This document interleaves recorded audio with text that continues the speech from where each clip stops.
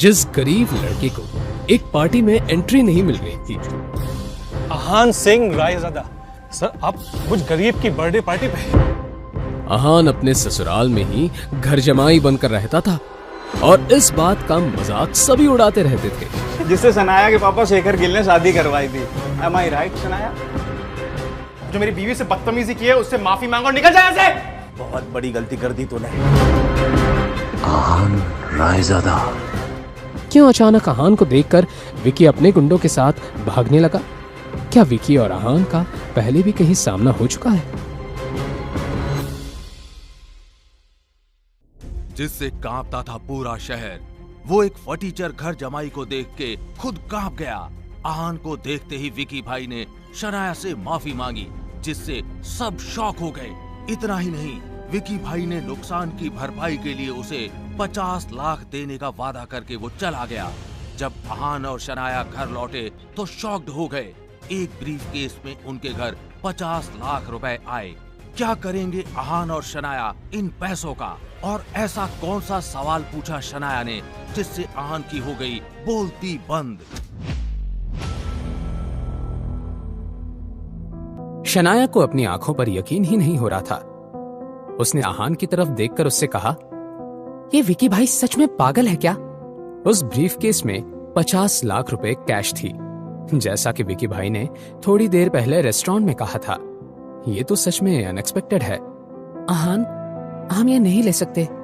अगले ही पल शनाया ने वो ब्रीफकेस को बंद करने का मन बना लिया। जैसे ही उसने ब्रीफकेस को बंद करने के लिए अपना हाथ लगाया, शनाया की नजर एक नोट पर पड़ी और फिर उस नोट को उठाकर पढ़ने लगी।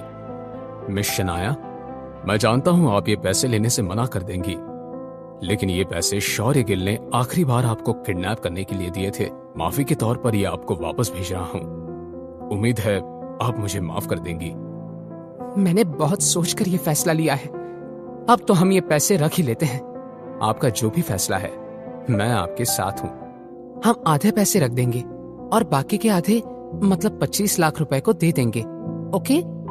रात के डिनर के बाद सारा काम खत्म करके आहान अपने कमरे में चला गया कि आहान के कमरे के दरवाजे पर किसी के नॉक करने की आवाज आई। आहान ने अपना फोन रख दिया और कहा, आ जाइए। दरवाजा खुला तो बाहर से शनाया अंदर आ गई। शनाया, आप यहाँ? क्या हुआ है? क्या यहाँ आने के लिए मुझे किसी वजह की जरूरत है? मेरा वो मतलब नहीं था। आप जब चाहे यहाँ आ सकती हैं।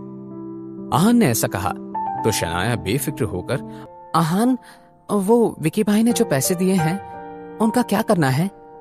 हमारे पास 25 लाख रुपए हैं, क्या किया जाए? शनाया, अगर आप चाहें तो कुछ खरीद सकती हैं या कहीं इन्वेस्ट कर सकती हैं या फिर सेविंग भी कर सकती हैं।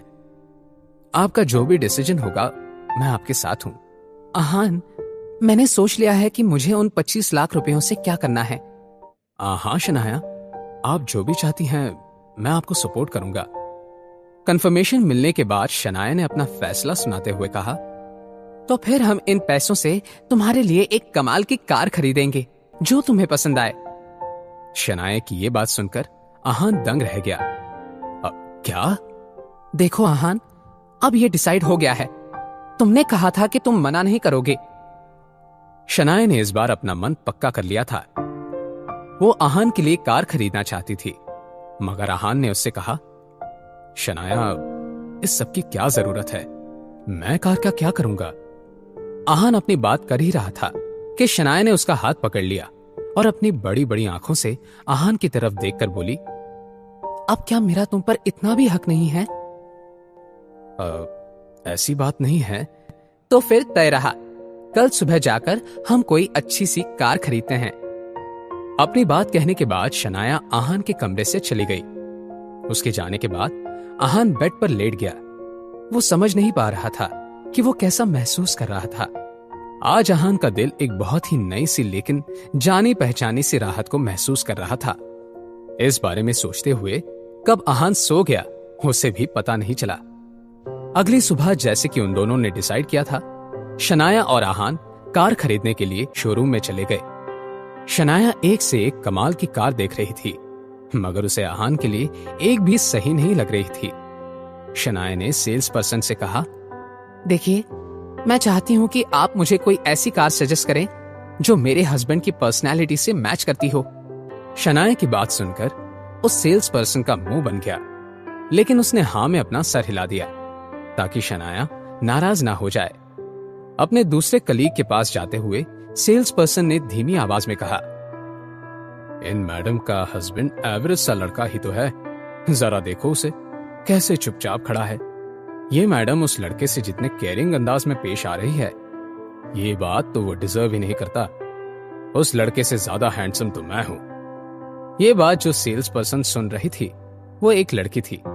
उसने अपने कलीग से कहा, क्या तुम अंधे हो गए हो? वो सर कुछ कम हैंडसम नहीं है। तुम उन्हें अपनी बेस्ट कार दिखाओ। नहीं, तुम रहने दो, मैं ही दिखाती हूं, तुमसे कुछ नहीं होगा। उस लड़की ने अपनी बात कही और आहान और शनाया को एक कार के पास ले गई। इस वक्त वो लोग एक नई लिमिटेड एडिशन कार को देख रहे थे।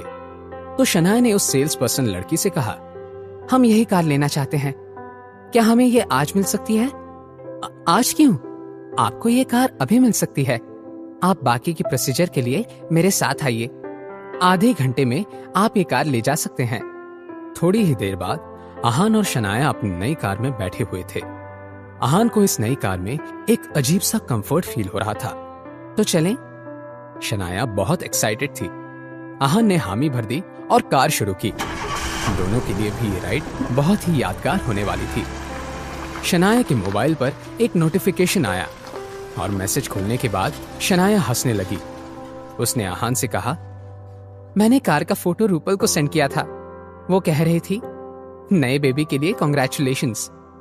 ये सुनकर आहान भी स्माइल करने लगा। अचानक से शनाया ने आहान से सवाल करते हुए कहा, आहान, तुम्हें बेबी गर्ल चाहिए या बेबी बॉय? ये सुनकर आहान ने शनाया की तरफ देखा और एक स्माइल के साथ उससे कहा, अगर ये बेबी आपका है तो मुझे कोई फर्क नहीं पड़ता कि ये लड़की है या लड़का, मुझे पसंद है। आहान के इस जवाब को जानने के बाद शनाया के पेट में तितलियां उड़ने लगी। उसने फिर आहान से सवाल करते हुए कहा, तो फिर क्यों ना हम... आखिर शनाया आहान से क्या सवाल करने वाली है और क्या होगा आहान का जवाब? क्या शनाया और आहान आएंगे और करीब? क्या इस कार की वजह से